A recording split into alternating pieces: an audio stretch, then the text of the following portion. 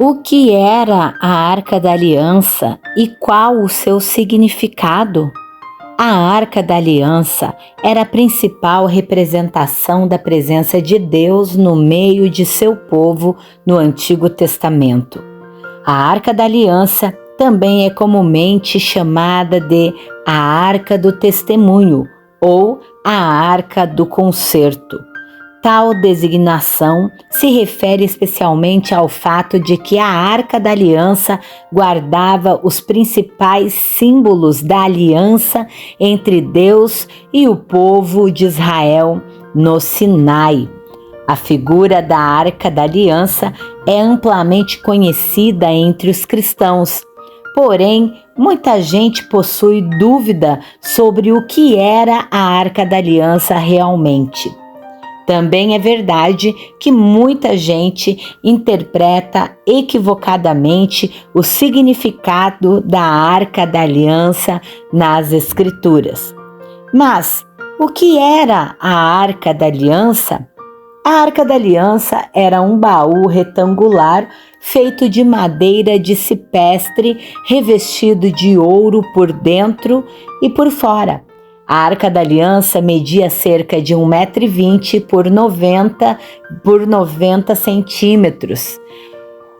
Em cada uma das suas extremidades inferiores havia uma argola de ouro. Nessas argolas eram inseridas varas que serviam de instrumento para transportar a arca. A tampa da Arca da Aliança era chamada de propiciatório. Essa tampa era feita de ouro puro e nela ficavam as figuras de 2 querubins, também de ouro batido. Esses querubins haviam sido colocados um de frente para o outro, com suas asas estendidas. Era em cima dessa tampa que o sacerdote derramava o sangue dos animais para propiciar a ira de Deus sobre o povo. Daí a designação propiciatório. Como já foi dito, a Arca da Aliança também era designada por outros nomes.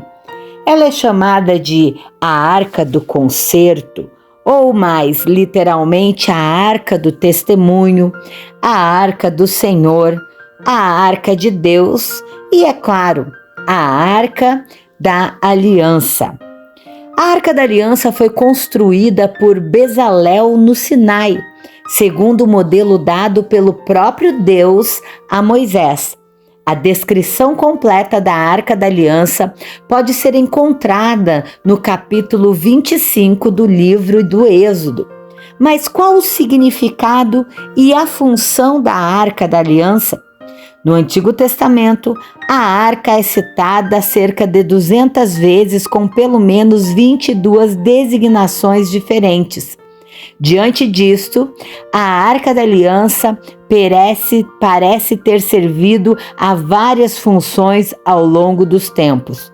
Sem dúvida, dentre todas as funções, 2 se destacam como sendo as principais e fundamentais para todas as outras. Primeiro, a Arca da Aliança era o símbolo da presença de Deus no meio do seu povo.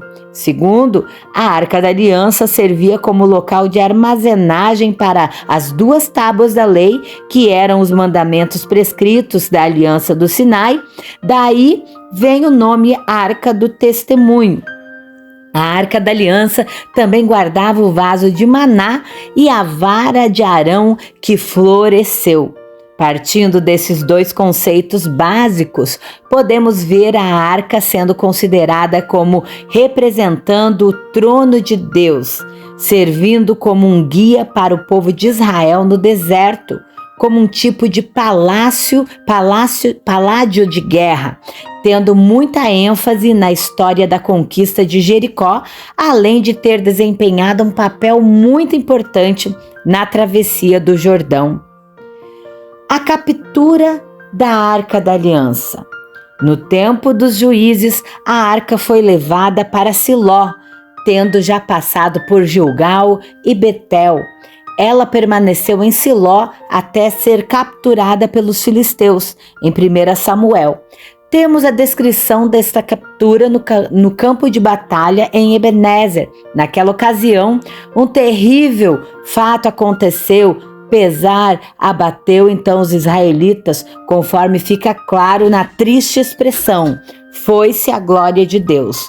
Por causa do pecado e desobediência, o povo de Israel foi culpado da derrota para os filisteus e, consequentemente, captura da Arca da Aliança. Entretanto, a captura da arca causou grandes problemas aos filisteus. Após 7 meses de pragas, os filisteus devolveram a Arca da Aliança para Kiriat Jearim, onde ela ficou por aproximadamente 20 anos. A Arca da Aliança em Jerusalém. Quando Davi subiu ao trono, ele estabeleceu que Jerusalém seria a capital política e religiosa da nação de Israel, levando a Arca da Aliança para lá. A arca ficou instalada numa tenda em Jerusalém. Posteriormente, quando o rei Salomão construiu o templo, a arca ficou abrigada nele. A Bíblia informa que a Arca da Aliança foi colocada no santuário durante as reformas do rei Josias. O profeta Jeremias também profetizou sobre o tempo em que a Arca da Aliança não seria mais utilizada, pois Jerusalém deveria ser chamada de trono de Deus. Após essas referências, os livros históricos do Antigo Testamento raramente se referem à arca, mas é provável que ela tenha continuado a ser usada nas grandes festas religiosas de Jerusalém. Alguns salmos falam de cerimônias em que a Arca da Aliança pode ter sido utilizada. Nessas cerimônias, muito provavelmente a arca foi carregada na frente do povo pelos sacerdotes. A imprudência diante da Arca da Aliança no episódio envolvendo Uzá foi algo bastante significativo. Esse evento causou grande temor no próprio rei Davi, que enviou a arca para a casa de Obed-edom. Ela acabou ficando ali por 3 meses. E agora, onde está a Arca da Aliança? Existe muita especulação sobre onde estaria a Arca da Aliança atualmente. Apesar de muitas teorias, a grande verdade é que o paradeiro final da arca é um grande mistério. Muitos estudiosos defendem uma hipótese plausível de que a Arca da Aliança foi perdida durante a destruição de Jerusalém pelo exército de Nabucodonosor em cerca de 587 a.C. Então a arca pode ter sido capturada e levada para a Babilônia como um tipo de despojo de guerra. Dessa forma, ela pode ter sido mantida como troféu ou mesmo ter sido destruída pelos babilônios para extrair seu ouro. Caso os babilônios tenham mantido a Arca da Aliança preservada, essa condição pode ter mudado quando a própria Babilônia caiu diante da coalizão medo-persa. De qualquer forma, essa sugestão da perda da arca no período de exílio explora principalmente a referência já citada no capítulo 3 do livro do profeta Jeremias, onde o profeta fala sobre a ausência da Arca da Aliança. Existem referências nos livros apócrifos que afirmam que Jeremias teria escondido a Arca da Aliança. Supostamente, ele teria colocado a arca em uma caverna no Monte Nebo, juntamente com a tenda e o altar de incenso, antes da destruição de Jerusalém. Porém, os estudiosos ressaltam a grande improbabilidade de isso ter ocorrido, além de não haver qualquer evidência histórica disto.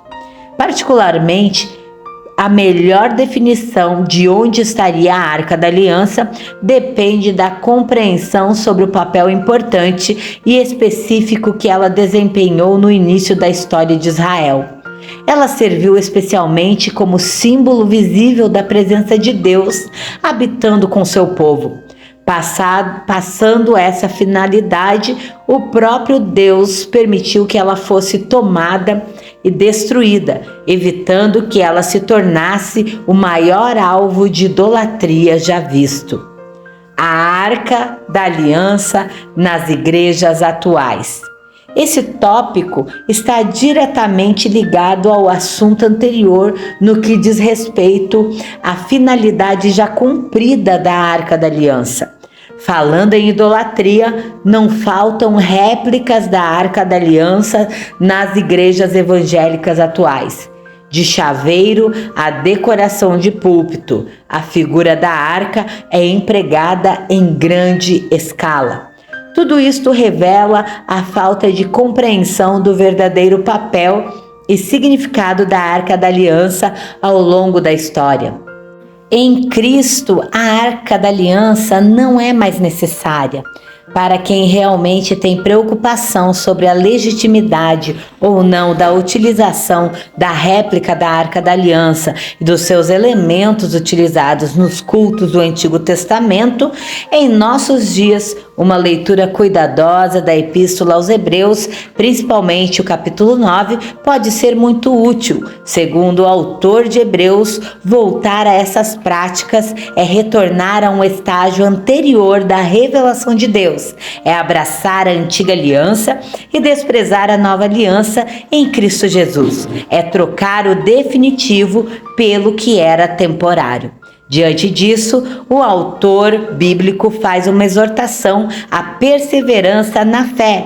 Ele cuida de mostrar a superioridade de Cristo em relação à religiosidade revelada no Antigo Testamento, onde tais elementos serviam para apontar para a obra definitiva e completa realizada por Jesus Cristo na cruz do Calvário.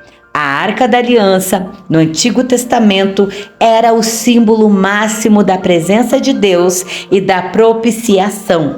Mas agora, em Cristo, nós temos a revelação real de Deus. Na Epístola aos Romanos, o apóstolo Paulo nos ensina que Deus ofereceu Jesus Cristo como sacrifício para propiciação mediante a fé, pelo seu sangue, demonstrando a sua justiça. Não necessitamos mais de propiciatório da arca, pois Cristo é a propiciação perfeita pelos nossos pecados. Agora que Cristo veio, a função de tutor da lei cerimonial, juntamente com seus símbolos e rituais, foram encerrados.